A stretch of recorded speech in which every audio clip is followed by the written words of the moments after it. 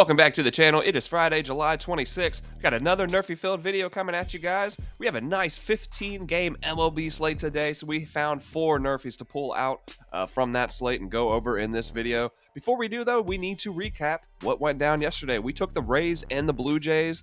That NRFI does not cash for us, guys. Unfortunately, a 2-3 start to these NRFI videos so far this week. Man, they were smacking hard after the All-Star break. And it's been a rough go here these last few days. But, man, this is sports betting. We're going to bounce back up, shake it off a little bit, recognize that this is a long heavyweight fight. This is a marathon, not a sprint. And it's going to be all right, man. We're going to bounce back. Like I said, we got a nice 15-game slate to look over today. Found 4 good ones, so let's dive into them. The first game we're going to be looking at is the Cleveland Guardians taking on the Philadelphia Phillies. This is a 6:40 opening pitch. Cleveland comes into this one. They have a 55-47 NRFI record overall as a team. The Phillies are 54-48 to the NRFI. Winds are projecting to be carrying in from left field towards first base at around 6 to 7 miles per hour, so nothing major there. Cleveland's batting .241 in the first inning on the year. That's 16th in baseball. 253 against right-handed pitchers. That's 12th. We have Christopher Sanchez on the mound for Philadelphia. He's a left-handed pitcher. His NRFI record is 5-0 in the last 5, 15-4 overall in the year for a 79% hit rate. His first inning whip, 95. His first inning opponent batting average is 233, and he's got an ERA of 297. He has a 4-pitch arsenal. He's using the sinker the most at 48%. And Cleveland is faring pretty well against the sinker, but if we look at their performance against the changeup and slider over the year, we see their strikeout rate start to drop below their season average. Philly is batting .257 in the first inning. That's 3rd in baseball, and then .253 versus right-handed pitchers. That's 7th. Ben Lively will be on the mound for Cleveland, right-handed pitcher. His NRFI record, 5-0 in the last 5, 16-1 on the year, 94% hit rate, and he's gone 12 in a row without giving up a run in the first inning. His ERA is sitting at 3.57. He's got a first inning whip of 71. First inning opponent batting average of 105. This is where this one gets scary. As good as Lively has been, specifically in these first innings, Philly has an extremely capable offense, and they are hitting his top 2 pitches well, the four seam and the sinker, which make up 31 and 30% of his pitches respectively, but they do struggle with the slider. That's a pitch he's throwing 23% of the time, 3rd most in his arsenal. So I may get a little sweaty in this back half of the inning, but I still like this one at about, I'll probably put a half unit on it personally, just to start our day off. Next up, we have the Seattle Mariners taking on the Chicago White Sox. This has an 8-10 opening pitch. The Mariners are coming in with a 65-39 record to the NRFI. The White Sox 65-40. Winds are projected to be carrying in from left field at around 7 miles per hour, and we'll have clear skies for this one as well. Seattle's batting .229 in the first inning. That's 18th in baseball. But then the numbers just drop. 216 versus right-handed pitchers, 29th. Look, we have Drew Thorpe on the mound, right-handed pitcher for Chicago. He is a rookie.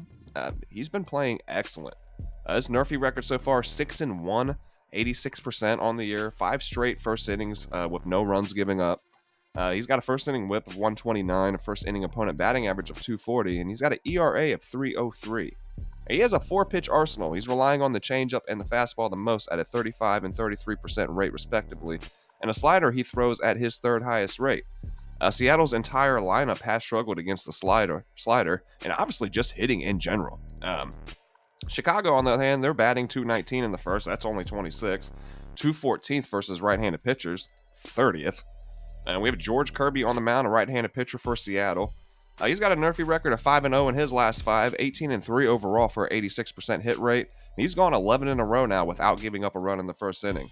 He's got an ERA of 3.20, a first inning whip of 1.05, and a first inning opponent batting average of 2.20.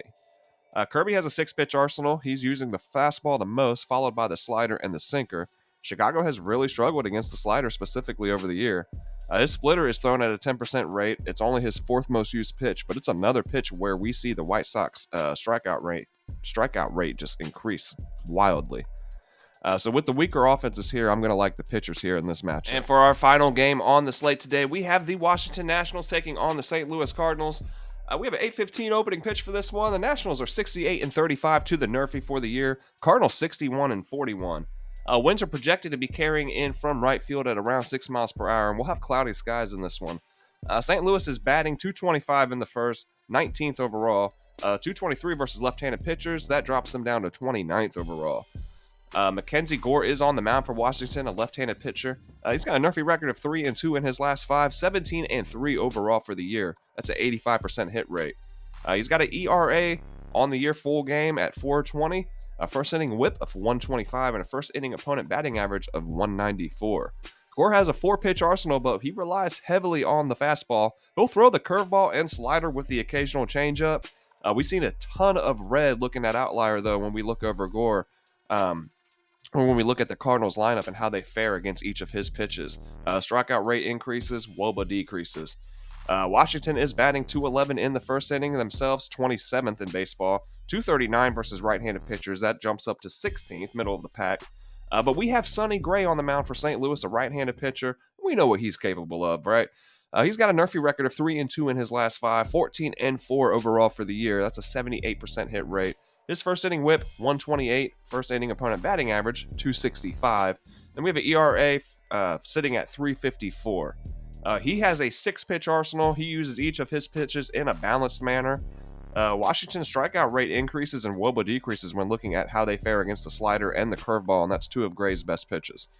So in this one, it's another one where the pitching's going to win out, in my opinion, over these offenses and their struggles. So I like this one a lot, guys. All right, so that's just about going to wrap it up here. Before we get out of here, though, I did want to mention that we did use Outlier here for the majority of the research for the video. It's a great researching tool for sports betting. If you guys have not used it, there will be a link down below in the description. Make sure you click into that and get yourself a free 7-day trial. Guys, it is great. It breaks it down to you, all the information that you're going to need for NRFIs or really whatever else you're looking for. It's going to have it all there for you in one spot. Breaks it down into graphs. You can filter it into so many different ways to get really the specific information that you're looking for. It's a great tool. Like I said, the description will be down in the bottom. And just to level with you guys and be completely honest, your boy is learning all of this on the fly still, learning as I go. And I will work on getting screenshots, screen sharing the Outlier research tool into these videos and let you guys see exactly what I'm looking at and how I'm coming to these conclusions for these bets here. But yeah, it's all work in progress. Your boy's still learning, like I said, day by day, and working a full-time job and trying to take care of 2 little ones in the process. So time can be limited, especially here on the weekends. Fridays and Saturdays are a grind, man, but off on Sundays, off on Mondays. So we'll get through these next couple days. Videos won't have the graphics and the editing of, like I said, the screen shares from Outlier like I would like, but we are definitely working towards that and improving these videos day by day, guys. So I do see your comments down there. Hey, we're sick of just listening to you talk all day, man. Like throw some numbers up there, throw some graphics up there, bro. I hear you. I'm working on it. I really am. I got you guys, I promise. That's gonna do it though. That's gonna wrap it up here for another episode. I hope you guys enjoyed the content. I hope you found the information helpful and useful. And if you did, please don't forget to smash that like button down there.